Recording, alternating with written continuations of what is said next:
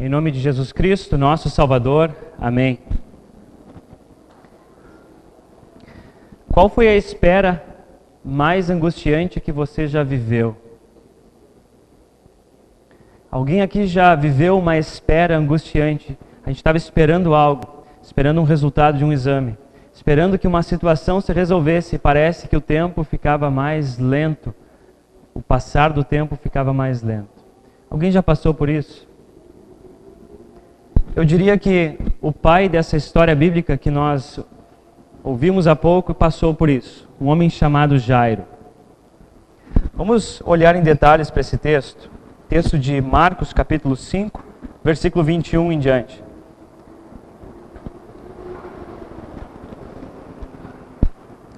Só para lembrar vocês, semana passada nós lemos aquela história em que Jesus acalma uma tempestade. E a gente percebe o medo dos discípulos diante da nuvem forte, a nuvem escura que se aproximava, os ventos fortes.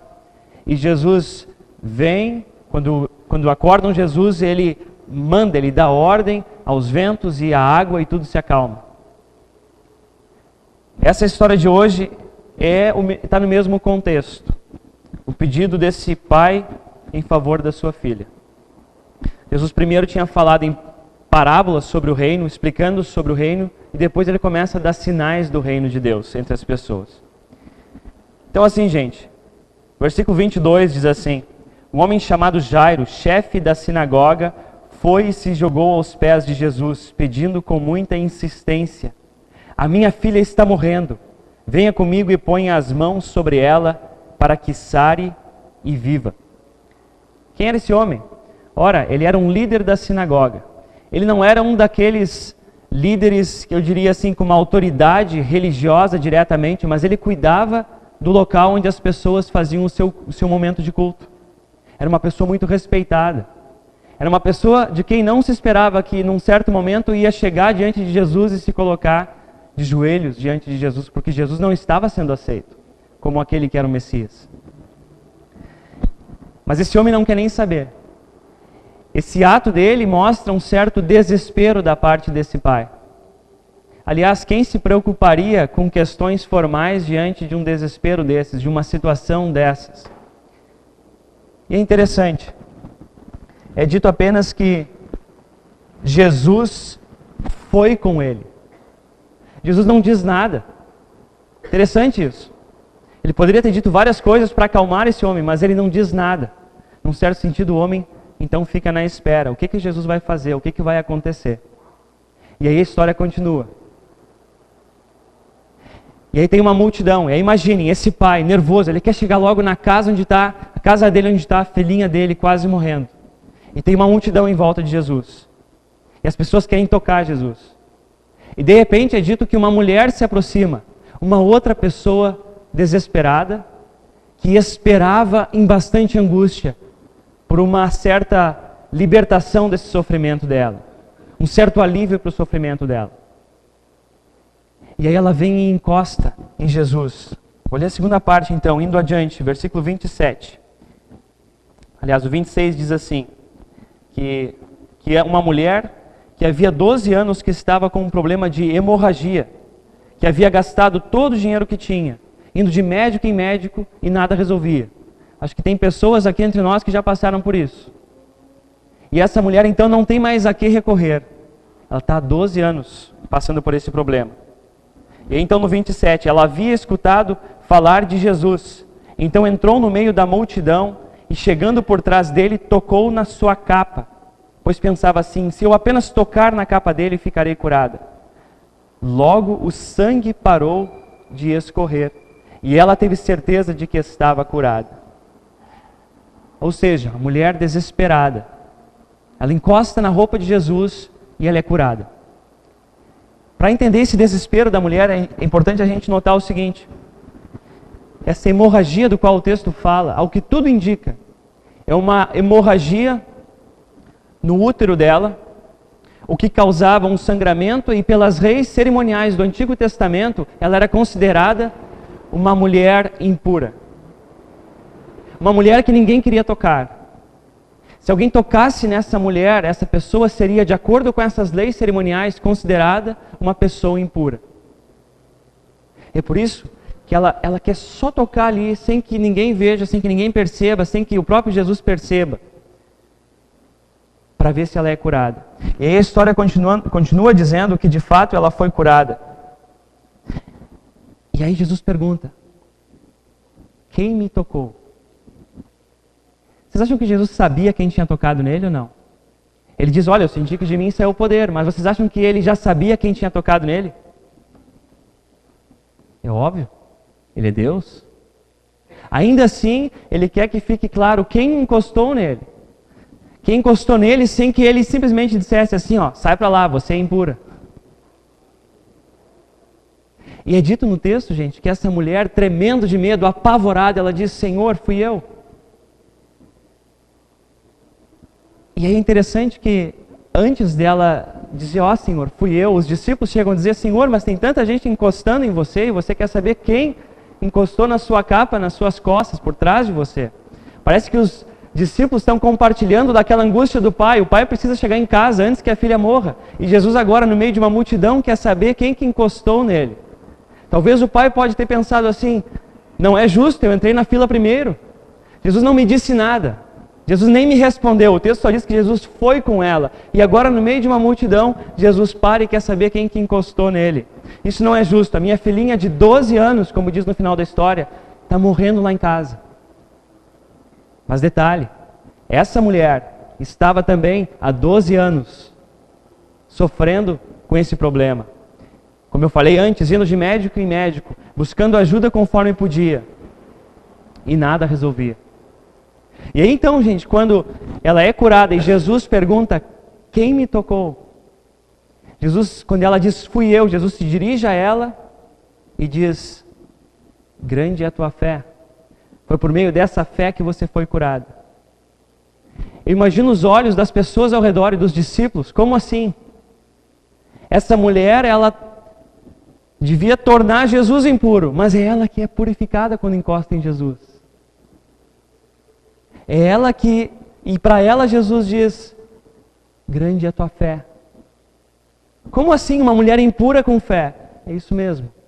Uma mulher que nas suas fraquezas, no seu desespero, pede ajuda para Jesus. E aí é uma pequena troca aqui. Vamos deixar o pai esperando um pouquinho. Vamos esperar até chegar ao fim da história, mas vamos entender um pouquinho melhor essa pequena troca que eu estou falando. O pai continua angustiado. A mulher não mais. Ora, ela toca em Jesus, o sangue dela para de escorrer, diz o texto.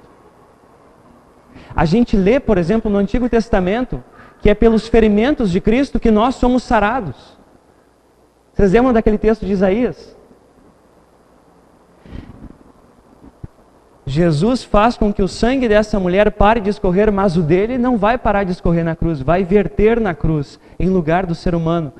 Um sangue por meio do qual os nossos ferimentos são sarados. Talvez alguém vai dizer assim: mas eu tenho certos problemas que não são sarados, pastor, não são curados. É verdade, eu também tenho. Jesus não disse que ia curar todas as doenças de todas as pessoas. Ele curou algumas, ele teve misericórdia, compaixão delas. Ele pode fazer hoje? É claro que ele pode fazer. É por isso que na nossa angústia, a gente leva a Deus as nossas necessidades, aquele pedido de alívio que a gente tem, que a gente precisa, aquele alívio para o coração da gente. Ainda assim a gente não sabe se Deus vai atender. E às vezes, a gente recebe de volta aquilo que parece que é o silêncio de Deus. Mas tem um detalhe. É um silêncio que não é daqueles em que Deus vira as costas para o ser humano. Tanto é que essa mulher, uma pessoa para quem todo mundo virava as costas por causa da condição dela e do aspecto religioso que aquilo envolvia, de uma pessoa impura. Jesus não vira as costas para ela. E Jesus, gente, quando nós estamos sofrendo, Ele talvez nem sempre vai dar uma resposta imediata às nossas angústias, mas Ele não vai dar as costas. E Ele vai, como diz o texto, primeiramente falando daquele homem que pede pela filha. Jesus vai com a gente. E Jesus foi com o homem, diz o texto. Na continuação da história, enquanto o pai está lá angustiado, e a minha filha, é dito o seguinte, que alguém veio, o empregado da casa desse pai, dizendo, olha, ela já morreu. Nem aborreça Jesus, ela já morreu. E aí nessa hora Jesus fala algo. Ele diz assim, não tenha medo, tenha fé. Talvez alguém pode pensar, por que Jesus já não disse antes, deixou esse pai ficar angustiado o tempo todo até chegar aqui para dizer que ele não precisa ter medo, que ele deve ter fé, mas agora já é tarde porque a filha já morreu. Às vezes, gente, a nossa vida é assim. A gente quer uma resposta imediata e ela não chega conforme a gente quer. E aquele pessoal aqui que está me ouvindo hoje, que está também estudando o livro de Jó, está aprendendo também a ser paciente com o Jó. Porque o Jó, ele tem altos e baixos na fé dele, ele se revolta contra Deus. Mas sempre de novo, quando uma palavra, eu diria assim, sábia do ponto de vista bíblico é dito coisas assim, Deus está lá em cima, nós estamos aqui embaixo. Ele criou todas as coisas, nós somos meras criaturas. Nós não entendemos sempre. Ainda assim, Deus vai ao encontro do ser humano. Está ao lado do ser humano na hora da dificuldade. Continuando a história para concluirmos ela, a gente percebe que Jesus chega na casa e está aquele desespero total e completo que a gente deve imaginar. Aliás, até porque uma menina de 12 anos tinha morrido naquela casa. Jesus pede que as pessoas saiam, permite que apenas poucos discípulos permaneçam com ele e diz assim, menina, levante-se. E ela levanta. Notem que para Jesus, gente, a morte é como chamar alguém de volta para a vida. Da morte é como acordar uma criança. Ele tem todo o poder. Isso porque lá quando o sangue dele é vertido na cruz e ele morre, a história não acaba. Ele vence a morte depois. Ele tem poder sobre vida e sobre morte. E essa, gente, é a resposta final de Deus para todas as nossas angústias. A ressurreição. Essa menina, ela voltou à vida aos 12 anos e depois um dia morreu também. Se morreu na fé no Salvador, ela também vai ser ressuscitada no último dia. Assim como cada um de vocês por meio da fé no Salvador Jesus Cristo. Essa é a grande resposta de Deus às nossas angústias. A última, eu diria, a maior de todas. Deus pode nos curar, Ele pode sim, Ele tem todo o poder, mas às vezes Ele silencia.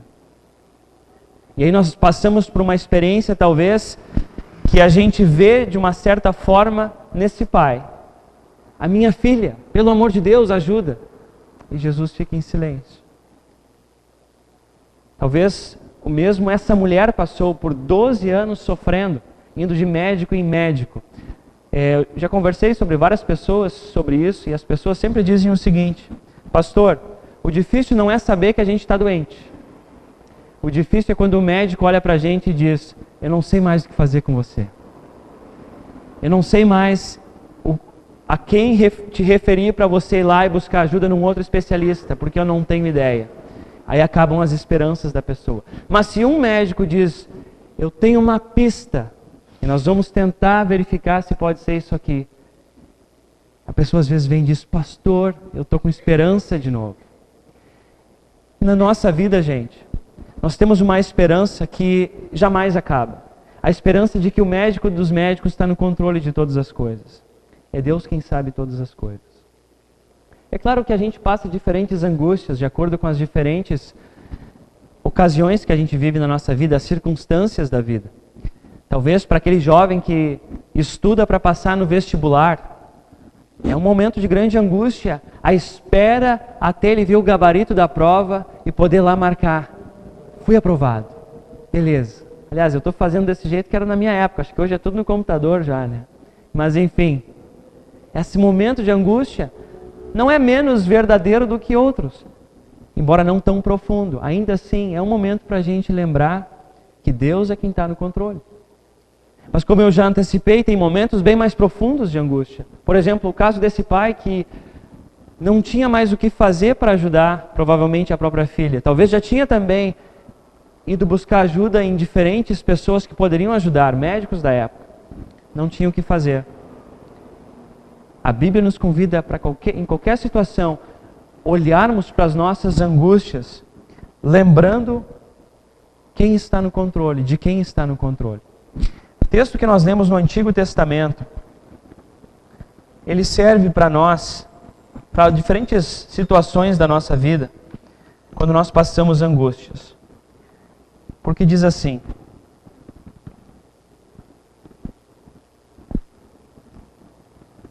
o amor do Senhor Deus não se acaba, e a sua bondade não tem fim.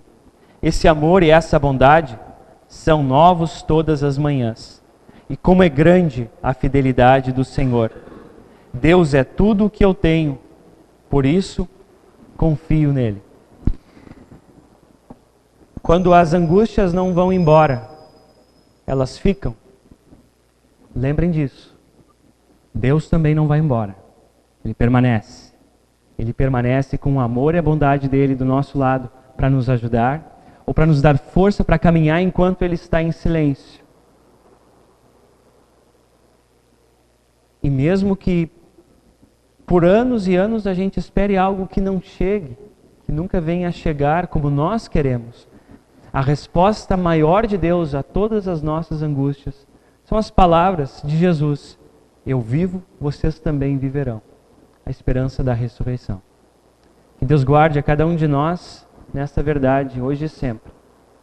Que a paz de Deus, que ninguém consegue entender, guarde os nossos corações e mentes em Cristo Jesus para a vida eterna. Amém.